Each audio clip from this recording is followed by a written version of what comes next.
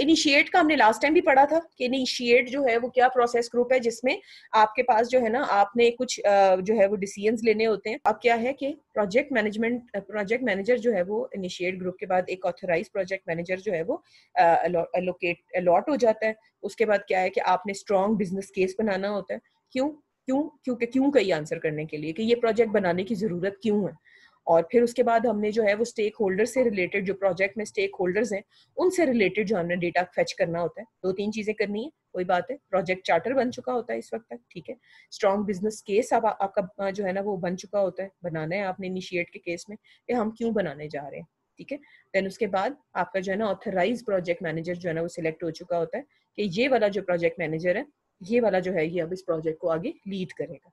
And then उसके बाद आपका वही बात है कि स्टेक होल्डर से रिलेटेड जो डेटा होता है वो कलेक्ट हो चुका होता है। अच्छा जी, अब आते हैं प्लानिंग में, ठीक है। वही बात है कि अब आपने जो स्टेक होल्डर से रिलेटेड अब आपने इनिशिएट के वक्त डेटा इकट्ठा कर लिए, अब आपने उनसे रिलेटेड जो रिक्वायरमेंट्स हैं वो इकट्ठी करनी है आपने इसमें क्या उसे कहते हैं प्लानिंग के वक्त, ठीक है।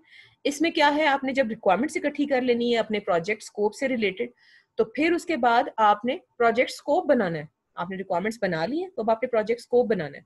एंड मैंने आपको बताई थी बात, जब हम product scope and project scope पढ़े थे, कि जो WBS है, अभी हम पढ़ेंगे इस टॉपिक को पूरा, WBS को हम पढ़ेंगे, डोंट वरी। इस जो WBS है इसको जो हम बनाते हैं ये प्रोजेक्ट के स्कोप के लिए बनाते हैं।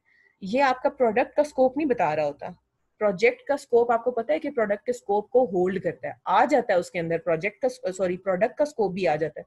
बट ओवरऑल जो वर्क ब्रेकडाउन स्ट्रक्चर का जो डोमेन है या जो उसका एरिया है या जो उसका सेट का साइज है, वो किसके ऊपर जो है ना वो स्पैन करता है, वो प्रोजेक्ट के स्कोप पे, यानी कि हाउ टू डू वर्क, कैसे होगा काम, उसमें क्या क्या एक्टिविटीज शामिल होंगी, उन एक्टिविटीज के दरमियान क्या डिपेंडेंसी होगी, उन्हीं एक्टिविटीज को देखते हुए कॉस्ट एस्टिमेशन होती है, एफर्ट एस्टिमेशन होती है, ठीक है। फिर हम इस सारी इंफॉर्मेशन को यूज करते हुए जो है ना वो प्रोजेक्ट से रिलेटेड स्केड्यूलिंग करते हैं। तो ये अभी आएगा हमारा अगला जो हमारा स्कोप मैनेजमेंट का टॉपिक है, उसमें जो है नेक्स्ट कमिंग वीक्स में जो करेंगे कवर इंशाल्लाह ताला, उसमें WBS के ऊपर बहुत डिटेल में डिस्कस करेंगे। और उसको देखते हुए फिर आप बेशक अपने जो आपने अभी पार्ट 1 में डिस्कशन आपने WBS जो है वो बनाया था, तो बेशक उसको आप इम्प्रूव भी कर सकते हैं जब हम उसको एज ए टॉपिक पढ़ेंगे। देन उसके बाद मैंने आपको बताया था कि प्लानिंग के फेज के बाद जो है ना बहुत सारे प्लान्स बनते हैं। आपका भी जो है ना प्रोजेक्ट वो इन्हीं के ऊपर मुहित है। आपका भी जो मैक्सिमम सॉरी आपका भी जो आपका प्रोजेक्ट होगा ना वो इन्हीं प्रोजेक्ट प्लान्स के ऊपर जो है ना वो स्पैन करेगा। तो इन जो प्लान्स होते हैं जो कि इस प्लानिंग के वक्त जो बनते हैं उनको आप सब्सिडियरी प्लान्स भी कहते हैं, ठीक है।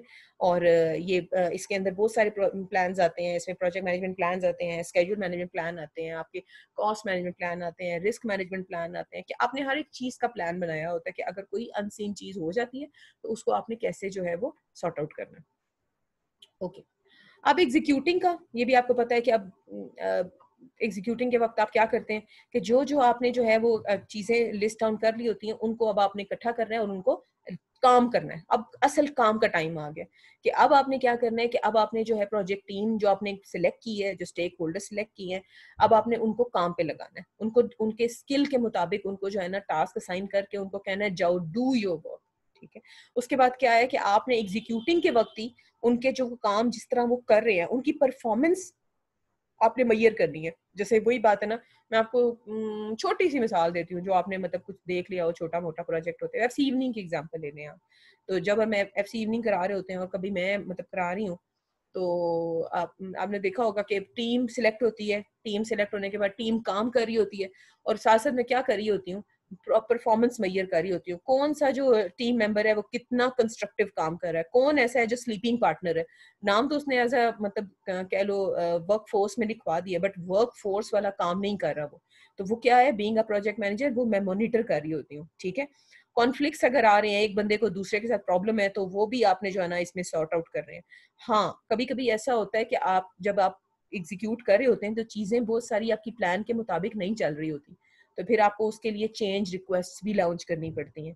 अब ये चेंज रिक्वेस्ट क्या होती है, ये भी इंशाल्लाह ताला जब आएंगे चेंज मैनेजमेंट प्लान्स और change management, how to change configuration management, then we'll discuss कि चेंज रिक्वेस्ट क्या होती हैं फिर भी इसी में कंसीडर करते हैं, प्लान भी इसी में कंसीडर करते हैं। बिल्कुल बिल्कुल, ये ना प्लान्स के मुताबिक इसको कंपेयर कर रहे होते हैं। वो जैसे हमने बात नहीं की थी कि एक हमारे हमारे दिमाग में एक प्लान है और एक असल हो रहा है, तो हम क्या करते हैं कि असल जो हो रहा है हम उसको कंपेयर करते हैं प्लान के साथ, कि ये जो असल है ये प्लान के मुताबिक हो रहा है या नहीं हो रहा है। जैसे वही बात है, आपका कोर्स कंटेंट्स, या आपको क्या उसे कहना चाहिए, आपका सॉफ्टवेयर प्रोजेक्ट मैनेजमेंट का कोर्स प्लान, ठीक है, वो एग्जाम्पल मैंने आपको लास्ट टाइम दी थी ना, कि वो एक कोर्स प्लान है जिसमें गोल्स भी सेट है, उसमें ऑब्जेक्टिव्स भी सेट है, उसमें टॉपिक्स भी सेट है, उसमें वीक्स भी सेट है, उसमें क्लासेस भी सेट है, और एक हो रहा है असल जो हम पढ़ रहे हैं। तो अब क्या होता है कि मैं उसको साथ साथ मॉनिटर कर रही होती हूँ कि हम जो है वो अपने प्लान के मुताबिक हैं या नहीं है। अब अनसीन सिचुएशंस हो जाती हैं, कभी किसी टॉपिक पे हमें ज्यादा डिस्कशन करनी पड़ जाती है, किसी टॉपिक पे ज्यादा टाइम इन्वेस्ट कर देते हैं हम, किसी टॉपिक पे ज्यादा मार्जिन होता है बात करने का, तो फिर वो क्या होता है कि वो चीजें अक्सर प्लान से थोड़ा बहुत डिविएट होती हैं। मगर एक अच्छे प्रोजेक्ट मैनेजर की निशानी क्या है कि वो बहुत ज्यादा डिविएट ना होने दे। तो मैं कंपेयर किससे कर रही हूँ, असल को प्लान से। एग्जीक्यूटिंग में किसको कंपेयर कर रहे होते हैं, किससे, एग्जीक्यूशन में आप एग्जीक्यूशन जो हो रही है उसको आप किससे मैप करते हैं, प्लान से। और अगर समथिंग इज गोइंग मतलब out of the like track, तो फिर जो कंट्रोल जो आता है आपका, मॉनिटरिंग एंड कंट्रोल, उसका जो है ना काम आता है कि अब आपने हाउ टू कंट्रोल इट। तो याद है आपको ये जो it was a cyclic relationship between what, plan, execute, monitoring and control. ऐसे ये याद है आपको, it was a cycle between these three activities. और इनिशिएट और क्लोज जो था वो वंस हो रहे थे, एक एंटर होके एक एग्जिट हो रहे थे, बट इसके दरमियान था वो एक साइक्लिक रिलेशनशिप था। तो ये जो है ना इसका रिश्ता है, ये रिश्ता क्या कहलाता है, ये रिश्ता ये है, ठीक है। आउटपुट जैसे वही बात है कि इसमें भी जो है डिलीवरेबल्स बनते हैं, बट आपसे ये नहीं मैं बनवाऊंगी कि इसमें जो है ना एग्जीक्यूशन के वक्त आप क्या कर रहे होते हैं, मगर इसमें जो है ना वो सब क्या हो रही होती है, आपके परफॉर्मेंस असेसमेंट हो रही होती है, इसमें जो है आपके प्रोजेक्ट प्लान की जो है अपडेट हो रहे होते हैं। बिल्कुल वही बात है कि एग्जीक्यूशन के वक्त अगर कोई प्रॉब्लम आई है तो फिर अपने प्लान में भी जो है ना उसको रिफ्लेक्ट करवाना है। मगर वही बात है कि बेस लाइन्स बन रही होती हैं, वर्जन्स बन रहे होते हैं, ये भी हम चीजें देखेंगे इंशाल्लाह ताला आगे जो कोर्स आगे मूव करेगा। मॉनिटरिंग एंड कंट्रोल भी मैंने आपको प्लान के साथ ही थोड़ा बहुत गाइड कर दिया कि monitoring and control is what, कि आप जो है ना अपने काम को मॉनिटर कर रहे हैं कि आपका जो है कहीं बेस लाइन, वही बात है, बेस लाइन मैंने किसको कहा था, बेस लाइन एक बेंच मार्क होता है, किसके अगेंस्ट मैं मैयर कर रही हूँ, बताएं यहाँ पे बेस लाइन क्या होगा जिसमें मॉनिटरिंग एंड कंट्रोल जो है वो अपना पार्ट प्ले कर रहा है कि काम जो है वो उसके मुताबिक हो रहा है या नहीं हो रहा। यहाँ पे बेंच मार्क या मेजरमेंट क्राइटेरिया या वो क्या बेस लाइन है जिससे कंपेयर कर रही हूँ, are we on the right track और नॉट। प्लानिंग से आप यहाँ पे अपने प्लान से जो है ना वो कंपेयर कर रहे होते हैं एग्जीक्यूशन एंड कंट्रोल को, कि आपका जो असल है वो प्लानिंग के मुताबिक चल रहा है या नहीं चल रहा। तो फिर आपका जो बेस लाइन है या जो आपका थ्रेश होल्ड है या जो आपका बेंच मार्क है, दैट इज योर प्लान, ठीक है। और फिर वही बात है कि अगर आपका प्लान के मुताबिक नहीं चल रहा, then you need to some raise some prevention actions to to make them things to make things possible on the right track and to keep them right. Output इसमें क्या है, prepare schedule forecast, manage change request and update project management plans, gate completed project deliverables validated, ठीक है। Plans के मुताबिक ही चलना है, plans में फिर जो है ना वो जो भी तब्दीलियां आएंगी उसी में आप and then close process group, आपको पता है कि अब काम हो चुका है, आपने जो भी कॉन्ट्रैक्ट्स वगैरह किए हैं उनको फॉर्मली क्लोज करना है, अपनी टीम को रिलीज करना है। जाहिर है वो आपके प्रोजेक्ट में आपके साथ तो नहीं लगे रहेंगे हमेशा, उन्होंने किसी और प्रोजेक्ट पे भी काम करना है। जैसे घर का प्रोजेक्ट होता है ना, ठेकेदार एक प्रोजेक्ट मैनेजर समझ लें, तो उसमें जो मजदूर मिस्त्री काम कर रहे होते हैं वो आपके रिसोर्सेज हैं। अब क्या होता है, जब भी घर फिनिश होता है तो क्या होता है, वो मजदूर मिस्त्री जो है ना वो फारिग कर दिए जाते हैं ताकि वो किसी और प्रोजेक्ट पे जो है ना वो नेक्स्ट टाइम किसी और पे काम करें। तो इसी तरह आप जो है ना फॉर्मल एक्सेप्टेंस लेते हैं, लोगों से कंप्लीशन लेते हैं, प्रॉपर प्रोसीजरल आपका जो है ना क्लोजर होता है। इंशाल्लाह ये भी जब क्लोज वाला प्रोसेस ग्रुप हम पढ़ेंगे तो उसमें काफी सारी चीजें आपको मजीद क्लियर होंगी। हाँ जी, अब उसके बाद वैसे तो हमने काफी बात कर ली है कि इनिशिएट के वक्त जो आपके मैंने आपको बताया था कि आप स्टेक होल्डर्स को आइडेंटिफाई करते हैं, उनके पर्पस को आइडेंटिफाई करते हैं, उनकी रिक्वायरमेंट्स को आइडेंटिफाई करते हैं, और प्रोजेक्ट क्यों शुरू होने जा रहा है, जो बिजनेस केस बनाते हैं, स्ट्रॉन्ग बिजनेस केस बनाते हैं, वो कितने चीजों पे मुश्तमिल होता है। तो अब उसी में वही बात है कि आपने जब प्रोजेक्ट को इनिशिएट करना है तो आपके सामने बिजनेस नीड्स होनी चाहिए। हाँ जी, ये बिजनेस केस बनाने से पहले इसकी जरूरत क्या है, आप क्यों जो है ना ये प्रोजेक्ट इनिशिएट करने वाले हैं, कॉस्ट रिड्यूस करनी है, रेवेन्यू बढ़ेगा, इसकी जो ऑलरेडी एक प्रोडक्टिविटी है इस प्रोडक्ट की, क्या वो इम्प्रूव कर रहे हैं, एफिशिएंसी बढ़ा रहे हैं, कौन सा मसला ऐसा है जिसको सॉल्व करने के लिए प्रोडक्ट जो है मार्केट में आना चाह रही है, या मार्केट में से क्या अपॉर्चुनिटी है, करंट ट्रेंड्स एंड टेक्नोलॉजी के चेंज की वजह से आप ये प्रोजेक्ट, मुख्तलिफ चीजें। तो ये देखें, ये जो आप अपना लिटरेचर सर्वे करते हैं वो भी एक किस्म का बिजनेस नीड को जो है ना वो प्रमोट कर रहा होता है कि आप ये प्रोजेक्ट आखिर क्यों बना रहे हैं। अगर ऑलरेडी चीज बनी हुई है तो आपको क्या जरूरत है कि जो है ना आप जो है ना वो बनाएं, एक नई चीज बनाएं। तो आप क्यों इनिशिएट करते हैं एक आइडिया। और ये जो आपका प्रपोजल प्रेजेंटेशन होती है, it's one of the activity that comes under project initiation. यार ये टंग ट्विस्टर है, ये कभी भी मैं बोल नहीं पाती, जो भी है। ये जो इनिशिएट वाला आपका स्टेज है, ये आपका वही है किस्म का जो आपका प्रोजेक्ट प्रपोजल होता है। और उसमें जो है ना आप फैकल्टी के सामने जाते हैं और फिर आपकी फैकल्टी आपसे पूछती है हाँ भाई क्यों, why why why why why. तो वो एक पहली एक्टिविटी होती है और उसके बाद आप उस चीज को डिफेंड करते हैं कि हाँ जी इसकी जरूरत क्यों है। तो पहला सवाल जो है ना वो इसी क्यों के ऊपर होता है, क्यों। एंड उसके बाद स्टेक होल्डर से आपने बात करनी है कि जी ये जो प्रोजेक्ट है वही बात आपको अच्छी तरह पता है किस बंदे को किस तरह इफेक्ट करेगा, इस प्रोजेक्ट की प्रायोरिटी किस स्टेक होल्डर के लिए क्या है, बजट की रेंज वगैरह। अब आपको पता है कि एक ऑर्गेनाइजेशन में मुख्तलिफ तरह के स्टेक होल्डर्स मौजूद होते हैं। वो जो हमने मेरा ख्याल है पहली दूसरी क्लास में बात की थी, एक वो होते हैं जो एसी वाले कमरों में बैठ के सिर्फ जो है ना पोर्टफोलियो की बातें करते हैं, विजन सेट करते हैं, एग्जेक्टिव लेवल के लोग, ठीक है। इनके बारे में मैं एक बुक में पढ़ी थी। ये वो लोग होते हैं जिनकी रिवॉल्विंग चेयर्स होती हैं, एसी वाले कमरे होते हैं, गोल्ड स्टड जो है ना वो उनके वो होते हैं, कफलिंग्स होते हैं, और ये सिर्फ बैठे यहाँ पे जो है ना वो पॉलिसीज बना रहे होते हैं। उसके बाद आते हैं फंक्शनल मैनेजमेंट के लोग। ये जो है ना ये इनके ख्वाबों को शर्मिंदा ताबीर हमसे मजे में होते हैं। तो ये जो है ना फंक्शनल मैनेजमेंट के लोग, ये जो है ना एग्जेक्टिव लेवल के जो लोगों के विजन या ख्वाब को जो है ना शर्मिंदा ताबीर करने के लिए जो है ना एफर्ट्स कर रहे होते हैं। ये किसी भी ऑर्गेनाइजेशन में ना हायरार्की होती है। और उसके बाद एक होता है ऑपरेशनल लेवल के लोग। ये जो है ना ये फंक्शनल मैनेजमेंट के लोगों को जो है ना वो सेटिस्फाई कर रहे होते हैं। तो यहाँ पे एग्जाम्पल आपको किस तरह दूं कि मतलब अगर फॉर एग्जाम्पल आप एग्जेक्टिव, जैसे वो कहते हैं ना चीफ एग्जेक्टिव ऑफिसर, ठीक है। उसके बाद आप नीचे आप कह लें फंक्शनल मैनेजमेंट में कोई ऐसा बंदा जो मिड लेवल पे आता हो, आप डीन कह लें, आप एचओडीज कह लें, ठीक है। ऑपरेशंस में आपके फैकल्टी आ जाती है, आपके कोऑर्डिनेशन ऑफिस आ जाता है, ठीक है। तो तीनों चीजें, हाँ किसी भी कंपनी में ना पोस्ट डिफरेंट होंगी, नाम डिफरेंट होंगे, मगर हायरार्की यही होती है। एक बिल्कुल टॉप लेवल के लोग होते हैं, एक जरा मिड लेवल में आते हैं, और जो एक आते हैं जो डेली ऑपरेशनल लेवल के लोग होते हैं, जो कि ऊपर वाले दोनों लेवल के लोगों के जो गोल्स हैं, ऑब्जेक्टिव्स हैं, उनको क्या कर रहे होते हैं, सेटिस्फाई कर रहे होते हैं। अब अगर आपने एग्जेक्टिव लेवल के लोगों को आइडेंटिफाई करने के लिए आपने एक सवाल करने हैं, तो आप कुछ इस तरह के कर सकते हैं जी, what are the factors for project success. आपके लिए प्रोजेक्ट की सक्सेस का क्या जो है ना वो फैक्टर है, आपका प्रोजेक्ट की सक्सेस को लेके क्या विजन है, आपके लिए क्या इंपॉर्टेंट है, टाइम या बजट, आप जो है वो रिस्क को कैसे एंटिसिपेट करते हैं। आप देखें इनसे रिलेटेड आप रिक्वायरमेंट्स प्रोडक्ट से रिलेटेड नहीं क्वेश्चन कर रहे, आप विजनरी क्वेश्चंस कर रहे हैं उनसे। आपको क्वेश्चन समझें आप लोग कि उनका इस प्रोडक्ट से रिलेटेड जो विजन है, उस विजन की सक्सेस से रिलेटेड आप उनसे क्वेश्चंस कर रहे हैं। तो हर एक जो क्लास ऑफ स्टेक होल्डर्स है ना, ये top level, mid level, bottom level, आप इनसे उन्हीं लेवल के क्वेश्चंस करेंगे। अब जैसे फॉर एग्जांपल मैं आपको एग्जांपल देती हूँ, सैप आना है, ठीक है। सैप ने जो है ना एग्जिस्टिंग सीएमएस के प्रॉब्लम्स को ओवरकम करना है। अब सैप ने आना है, सैप एक प्रोजेक्ट है, एक बहुत बड़ा प्रोजेक्ट है। सैप की एग्जीक्यूशन इन कह लें कि अप्रूवल के लिए अब हमारे पास इसी तरह अगर 3 लेवल्स में डिवाइड करें तो लेट सपोज एग्जेक्टिव में एग्जेक्टिव चांसलर आ जाएगा, लेट सपोज फंक्शनल मैनेजमेंट में सारे डीन, रजिस्ट्रार्स वगैरह ये लोग आ जाएंगे, ऑपरेशंस में फैकल्टी आ जाएगी, आपके कोऑर्डिनेशन ऑफिसर्स आ जाएंगे, एग्जामिनेशंस वाले आ जाएंगे, ठीक है। अब क्या हो रहा है कि जो अब हम वीसी साहब से जो है ना हम ये क्वेश्चन नहीं करेंगे कि जी अटेंडेंस कैसे एंटर करते हैं, क्या डेट सिलेक्ट करते हैं, पिछली डेट की भी अटेंडेंस लगा सकते हैं कि नहीं लगा सकते। ये हम ऑपरेशनल लेवल के लोगों से पूछेंगे, ये क्वेश्चन हम डीन से भी नहीं पूछेंगे। आपको ये बात समझ आई है क्वेश्चंस किस तरह डिवाइड करते हैं आप, क्वेश्चंस की नौइयत कि ये आपने एसआरई में पढ़ा होगा इंटरव्यूज की उसमें टेक्निक में कि आपने एग्जेक्टिव लेवल से ऑपरेशन वालों का नहीं करना। हाँ रैंक वाइज जो ये हायरार्की है ना ये दिमाग में रखनी है आपने कि जो उनकी हायरार्की है ना उसके हिसाब से आपने क्वेश्चन आंसर्स करने, इंटरव्यू करने। अगर आप बीसी साहब से अटेंडेंस का पूछने जाएंगे ना तो वो जो है ना वो आपको पता है कि वो तो वैसे ही लॉजिकल सी बात है।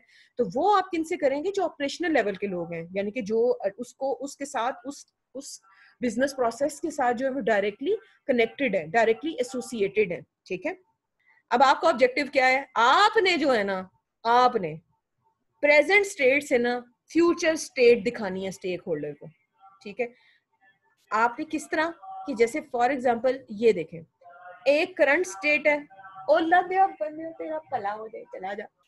अब जैसे फॉर एग्जांपल एक करंट स्टेट है एक आपकी फ्यूचर स्टेट है, ठीक है। ये बीच में आप देख रहे हैं initiate, plan, control, execute, close, ये आपका वो बैकग्राउंड म्यूजिक, ये जो है ना, ये initiate, plan, control, execute, closing, ये वो आपका याद है आपको ये क्या चीज है? ये प्रोसेस ग्रुप्स की जो अलाइनमेंट है, cyclic relation between planning, controlling and executing, closing and initiating ones. और इनिशिएट के वक्त आपकी एक करंट स्टेट है, ठीक है, याद है आपको? आप जब प्रपोजल डिफेंड करने आए थे तो उस वक्त आपकी एक करंट स्टेट थी, फ्यूचर का आपको एक विजन था कि ये चीज इस तरह बनेगी, कि ये एक नई टेक्नोलॉजी में आप काम करेंगे या ये एक प्रोडक्ट बनेंगे। बीच का आपको कख पता नहीं था, कैसे होगा, क्या होगा, कौन से फीचर होंगे, किस तरह होसी, के होसी, केड़ी डिप्रेशन आसन, केड़े डायनासोर आसन, केड़े एनाकोंडा आसन, कुछ पता नहीं सी तानू, ठीक है।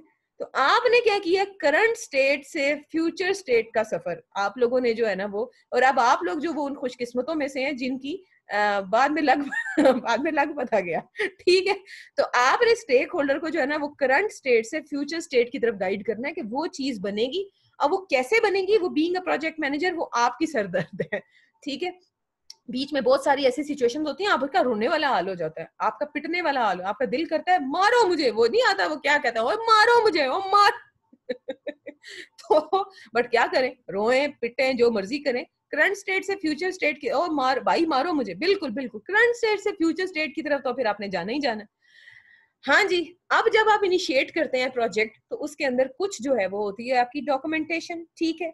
एक आपकी फिजिबिलिटी स्टडी होती है, प्रोडक्ट डिस्क्रिप्शन होती है।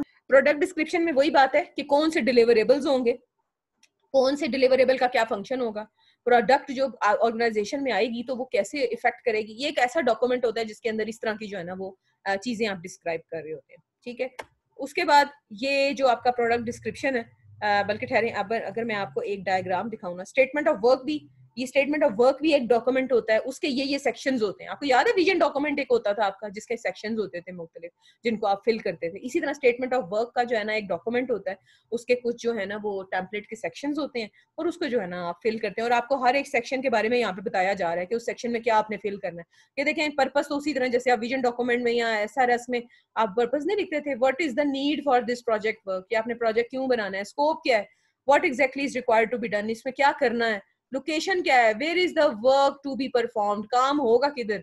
आपको पता है आजकल ग्लोबल सॉफ्टवेयर डेवलपमेंट का दौर है, लोग ग्लोबली प्रोजेक्ट बना रहे होते हैं, डेवलपर कहीं है, प्रोजेक्ट मैनेजर कहीं है, टेस्टर कहीं है, डिजाइनर कहीं है, तो ग्लोबल विलेज बन गई है दुनिया आपकी। तो अब आप काम किस तरह होगा, किस लोकेशन पे होगा, ग्लोबली होगा, रिमोटली होगा, किस तरह होगा, ऑन लोकेशन होगा, टाइम पीरियड, ब्ला ब्ला ब्ला ब्ला ब्ला, इस तरह के बहुत सारे सेक्शंस होते हैं एक स्टेटमेंट ऑफ वर्क में। ओके अच्छा, उसके बाद देन प्रोजेक्ट का चार्टर, वो मैं आपको बता चुकी हूँ, बनाना आपने नहीं है, सिर्फ आपको पता होगा। इसके भी जो है ना वो डिफरेंट सेक्शंस होते हैं प्रोजेक्ट चार्टर के भी, के जी इसमें प्रोजेक्ट मैनेजर कौन होगा, कैसे होगा, काम कैसे ऑथराइज किया जाएगा, डेटा इकट्ठा हो रहा होता है, स्टेक होल्डर्स को आइडेंटिफाई किया जा रहा होता है, ठीक है। तो ये देखिए ये प्रोजेक्ट चार्टर के सेक्शंस होते हैं, जैसे वहाँ पे स्टेटमेंट ऑफ वर्क से सेक्शन दिखा रही थी ना आपको, इसमें भी पर्पस लिखते हैं, डिस्क्रिप्शन लिखते हैं, प्रोजेक्ट मैनेजर आइडेंटिफाई हो जाता है, प्रोजेक्ट स्पॉन्सर पता चल जाता है, इस तरह स्टेक होल्डर्स, कंस्ट्रेंट्स क्या है, कंप्लीशन क्राइटेरिया क्या है, इंक्लूजन क्राइटेरिया क्या है, ठीक है, सक्सेस क्राइटेरिया क्या है, ये सब चीजें यहाँ पे मेंशन करते हैं। अब ये देखिए मैंने ना ये एक बड़ी अच्छी सी मुझे डायग्राम मिल गई थी इन सारे ऊट पटांग किस्म के जो डॉक्यूमेंट्स हैं, जो आपके लिए ऊट पटांग है, पर मसला ये कि हम बना चुके हैं तो हमें अब जरा ठीक ही लगते हैं गरीब डॉक्यूमेंट्स, हर एक का खास मकसद है। तो अब ये देखिए ये जो प्रोजेक्ट चार्टर है, it's a combination of statement of work plus business case plus contract, ठीक है। इस डॉक्यूमेंट के अंदर ना ये ऑलमोस्ट सारी चीजें जो है ना वो एक, जैसे आपको याद है SRS होता था, SRS के अंदर क्या क्या लग रहा होता था, यूज केसेस, सप्लीमेंट्री डॉक्यूमेंट, आपका क्या होता था विजन डॉक्यूमेंट, और मुख्तलिफ सब्सिडियरी डॉक्यूमेंट्स को मिला के आप कहते थे ये आपका SRS बन गया, एक कंप्लीट रिपोर्ट। तो आप ये समझे उसके अंदर एक डॉक्यूमेंट SOW का, स्टेटमेंट ऑफ वर्क का, बिजनेस केस का, कॉन्ट्रैक्ट का, मैं आपको बिजनेस केस दिखाऊंगी इंशाल्लाह अगली क्लास में, प्रोजेक्ट चार्टर बन गया इन तीनों को मिला के। और ये देखिए अब ये जो बिजनेस केस है, ये जो है इसके अंदर कितनी चीजें आ रही हैं, बिजनेस नीड, प्रोडक्ट स्कोप की डिस्क्रिप्शन, स्ट्रेटेजिक प्लानिंग, इसी तरह इट्स अ बिग दुनिया, बिग दुनिया। जितना बड़ा प्रोजेक्ट होता है ना मेरे बच्चों, उतना भी जो है ना डॉक्यूमेंटेशन ना करें तो प्रोजेक्ट की सक्सेस जो है ना एक बड़ा क्वेश्चन मार्क बन जाती है। फिजिबिलिटी स्टडी आपको अच्छी तरह पता है क्या होती है।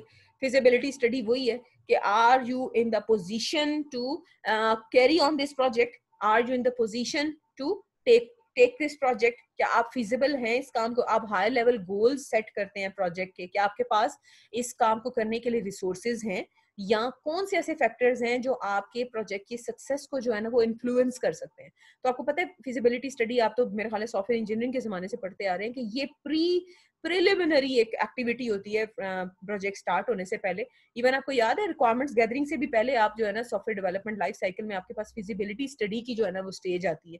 तो ये जो है ना आपका प्योर वर्क है जो आपने, इसमें ही आप अपने जो है ना रिस्क असेसमेंट्स कर रहे होते हैं, अपॉर्चुनिटीज वगैरह का ख्याल कर रहे होते हैं। एक तरीका आपका यूज होता है जिसे कहते हैं कंस्ट्रेंट ऑप्टिमाइजेशन मेथड, COM, ठीक है। और एक तरीका यूज होता है बेनिफिट कंपैरिजन मेथड्स, कि जब भी आपके पास जाहिर है एक ऑर्गेनाइजेशन है, एक लिमिटेड बजट है उनके पास, और उन्होंने कुछ प्रोजेक्ट्स हैं, जैसे आपने एक साल में कितने प्रोजेक्ट्स करने हैं, अगर फॉर एग्जांपल हर ऑर्गेनाइजेशन का हर साल का एक फाइनेंशियल ईयर होता है, एक बजट होता है, ठीक है।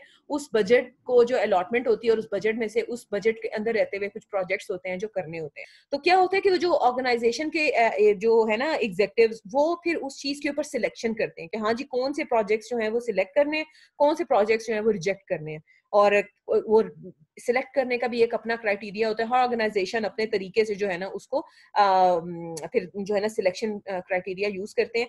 जो पहले वाला तरीका है कंस्ट्रेंट ऑप्टिमाइजेशन मेथड जो कि यूज किया जाता है, उसमें जो है वो इसमें जरा थोड़ी ज्यादा मैथमेटिक्स, इसमें जरा ज्यादा जो है ना लीनियर अलजेब्रा और थोड़ी ज्यादा टेक्निकलिटीज इसमें इन्वॉल्व होती हैं। इसमें जो है वो dynamic programming, dynamic algorithms use हो रहे होते हैं, स्मार्ट इसके अंदर प्रोसेसिंग यूज हो रही होती है, non linear programming, linear and non linear programming use हो रही होती है। इसके अंदर आपके जो है ना वो ऑप्टिमाइजेशन एल्गोरिदम्स यूज हो रहे होते हैं। तो वो एक बहुत मतलब ओके किस्म का जो लेवल है, मतलब आपको इसकी टेंशन में फंसने की जरूरत नहीं। अगर आप कोई देखना चाहे, कोई पढ़ना चाहे कि ये किस तरह होता है, तो you are more than welcome. मगर मैं आपको मजीद जो है ना इसमें फंसाती नहीं हूँ। आपने जो ज्यादा गौर करना है वो किस पे है, वो बेनिफिट कंपैरिजन मेथड है, ठीक है। कि जिसमें आपका जो है रिटर्न ओवर इन्वेस्टमेंट है, मर्डर बोर्ड है, स्कोरिंग मॉडल, ये पढ़ाऊंगी आपको। एंड मर्डर बोर्ड से तो आप ये इसमें गुजरते हैं, ये जो आप प्रपोजल ये जो आप प्रपोजल प्रेजेंट करने आते हैं फैकल्टी के सामने, it's example, it's a very good example of your murder board, ठीक है। ये बताती हूँ आपको क्या है। देन स्कोरिंग मॉडल एक तरीका है, रिटर्न ओवर इन्वेस्टमेंट एक तरीका है, ठीक है। तो ये जो है आप यूज करते हैं बेनिफिट कंपैरिजन मेथड, कि आप बेनिफिट्स को अपने इन्वेस्टमेंट से, उन चीजों से कंपेयर करते हैं, and then you take a decision. के बल्कि आप टेक नहीं करते, आपका जो एग्जीक्यूटिव्स हैं वो डिसीजन लेते हैं कि जी अब इस प्रोजेक्ट को एक्सेप्ट करना है या इस प्रोजेक्ट को रिजेक्ट करना है, ठीक है। तो हम जो है ना एक प्री डिफाइंड क्राइटेरिया है जो कि यूज करते हैं for the selection of projects, and कौन से प्रोजेक्ट्स विद क्या उनके एट्रीब्यूट्स हैं जिनकी बेस पे उनको सिलेक्ट करना है, ठीक है। Okay fine. तो अभी हम इन जो तरीके हैं जितने भी यूज होते हैं, इनको हम बारी बारी देखते चले जाते हैं। जैसे अभी बात हम कर रहे थे स्कोरिंग मॉडल की, ठीक है। स्कोरिंग मॉडल से पहले मैं आपको बताती हूँ मर्डर बोर्ड। जो मैं आपको कह रही थी कि जो आप फाइनली प्रोजेक्ट का प्रपोजल प्रेजेंट करते हैं, it's a very good example of your murder board.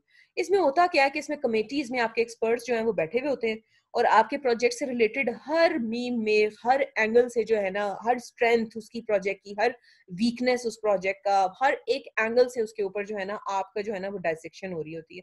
आपसे क्वेश्चन आंसर हो रहे होते हैं कि वाई, अच्छा होगा तो क्या, क्या उसका फायदा, कैसे, क्या, किस तरह, मतलब हर चीज जो है ना वो जो है ना पूछी जा रही होती है, ताकि उसकी जो भी प्रोजेक्ट के अंदर जो भी कह लें कि जो चैलेंजेस हैं उनको जो है वो वक्ती देखा जा सके, ठीक है। अच्छा, that is about murder board. तो स्कोरिंग मॉडल में क्या होता है कि आपके एग्जेक्टिव्स ने प्रोजेक्ट सिलेक्ट करने हैं, ठीक है।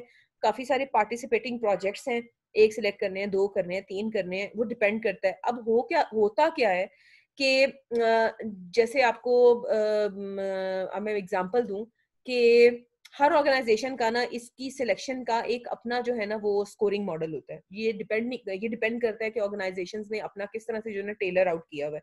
कोई स्टैंडर्ड उस तरह से नहीं है कि जी स्कोरिंग मॉडल आपने इसी तरह यूज करना है। हर ऑर्गेनाइजेशन एक अपना भी डिजाइन जो है ना वो कर सकती है। जैसे ये मैंने एग्जांपल आपके सामने रखी है, तो यहाँ पे होता क्या है कि क्राइटेरियाज हैं कि हाँ जी आपको क्या लगता है कि ये जो प्रोजेक्ट है, कोई प्रोजेक्ट ए है, बी है, सी है, डी है, कि अगर पोटेंशियल बेनिफिट की बात की जाए, पोटेंशियल प्रॉफिट की बात की जाए मार्केट में इस प्रोजेक्ट की, या इसके प्रॉफिट्स जो है वो हमें क्या जो है ना इन नियर फ्यूचर मिल सकते हैं, तो उसका जो वेट है हमने 5 दिया हुआ, ठीक है। उसको वेट दिया हुआ है कि 5 जो है ना वेट है इस वाले क्राइटेरिया का, इस वाले पैरामीटर को हमने वेट दे दिया 5। इसी तरह मार्केटेबिलिटी का जो है कि इसकी मार्केटेबिलिटी वाइज इस प्रोजेक्ट की जो है वो क्या वर्थ है, तो उसको जो है ना हमने 3 जो है ना वेट दे दिया फॉर एग्जांपल।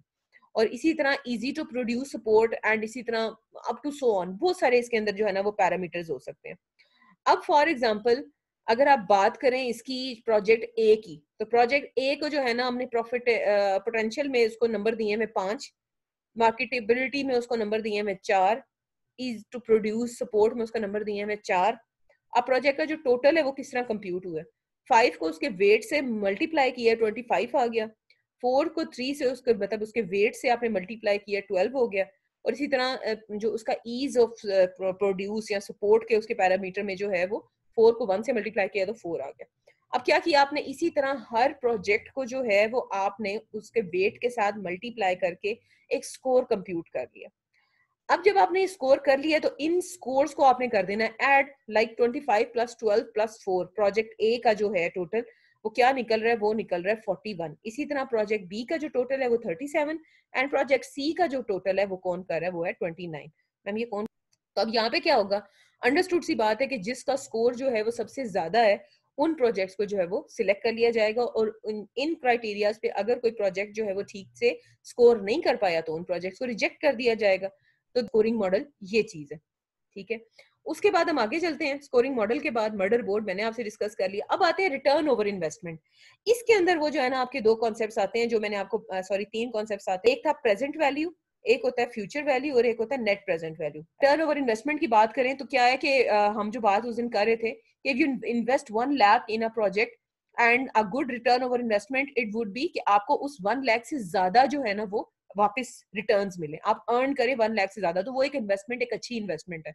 और अगर उतनी ही वापस मिलनी है तो वो फिर क्या है, वो एक अच्छी इन्वेस्टमेंट नहीं है। और अगर उससे कम मिलनी है तो फिर तो आप कहते हैं यार ये जो बंदा आया ना ऑफर करने के लिए, इसको तो ना ला लो लितर तो पालो लम्या, कि मतलब यार हम इतना इन्वेस्ट करके तुझे वापस जो है ना कम पैसे हम लेंगे।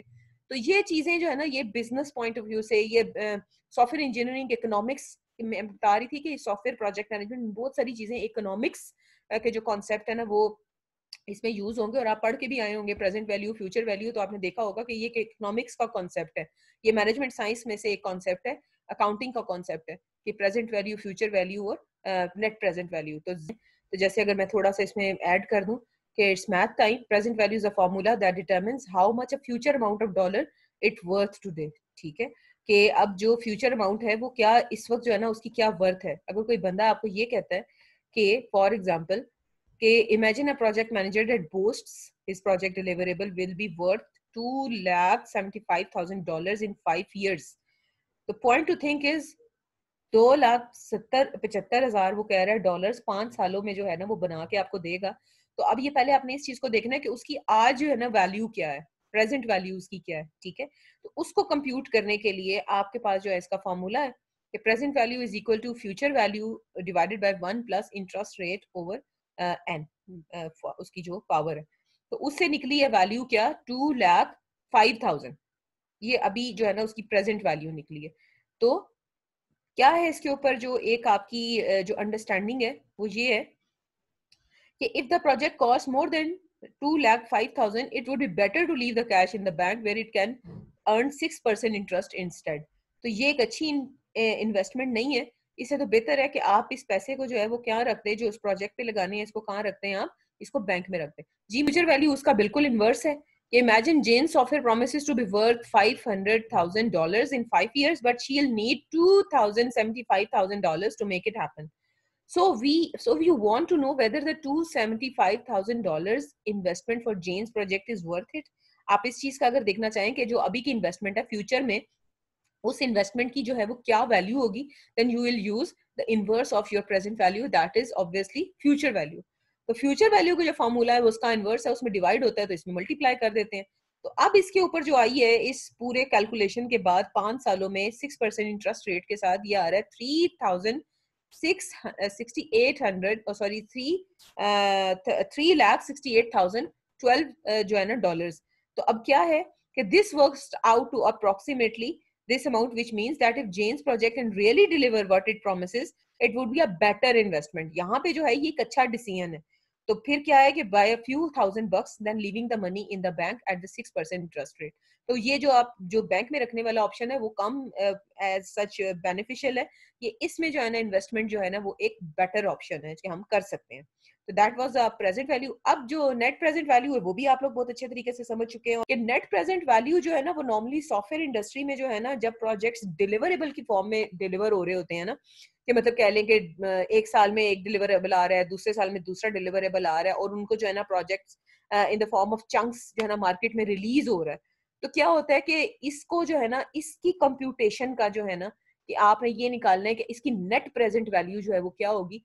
तो उसका जो है ना वो तरीकाकार क्या है कि आपको फ्यूचर वैल्यू गिवन है, आपने उनसे क्या निकालना है, आपने ना हर रिलीज का कि हर रिलीज के जो ऊपर है ना प्रेजेंट वैल्यू क्या होगी।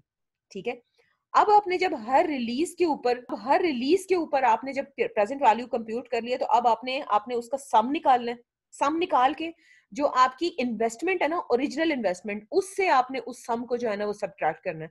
That value after subtraction, after taking the difference, if that value goes towards negative plane, तो इसका क्या मतलब है कि वो एक अच्छी इन्वेस्टमेंट नहीं है, प्रोजेक्ट जो है ना वो रिजेक्ट होगा। और अगर पॉजिटिव वैल्यू है तो इसका मसला वो लॉस है, बिल्कुल नेगेटिव की फॉर्म में वो लॉस है, और पॉजिटिव की फॉर्म में वो जो है उसका फायदा है। तो यहाँ पे वही बात है कि फ्यूचर वैल्यू गिवन है, तो यहाँ पे क्या करेंगे, हर डिलीवरेबल यानी कि ईयर 1 में पहला डिलीवरेबल, ईयर 2 में दूसरा डिलीवरेबल, ईयर 3 में तीसरा डिलीवरेबल, तो आप इनकी क्या करते जाएंगे, वैल्यूज निकालते जाएंगे। ये एग्जांपल भी हुई है कि फ्यूचर वैल्यू थी, वहां से आपने क्या निकाली, पॉजिटिव प्रेजेंट वैल्यूज निकाली है। अब प्रेजेंट वैल्यूज का आपने निकाली है सम, और इन्वेस्टमेंट थी असल 97,000, इसमें से इसको माइनस किया, तो अगर आ रही है वैल्यू पॉजिटिव तो इसका मतलब है कि आपने कर लेना है उसको सिलेक्ट, और अगर वो एक अच्छी जो है ना वो प्रॉफिटेबल बिजनेस है, और अगर आ रही है नेगेटिव तो it would result in a loss. तो ये क्लियर है आपको, ये वाले concepts, present value, future value and net present value, it's really very easy. वही बात है कि सॉफ्टवेयर इकोनॉमिक्स का जो है ना ये कॉन्सेप्ट है जिसके अंदर हम यूज करते हैं, इजी है, इट्स नॉट सो टफ। जबरदस्त हो गया, वेरी गुड। तो हम जो है वो आहिस्ता आहिस्ता बिगर पिक्चर में हम आहिस्ता आहिस्ता मूव कर रहे हैं। इनिशिएट को हमने काफी हद तक जो है ना वो टच कर लिए, अब हम आगे आगे मूव कर रहे हैं, प्लानिंग पे जा रहे हैं। कोई क्वेश्चन, कोई आंसर, कोई कंफ्यूजन, कोई बात है तो पूछ ले, नहीं तो हम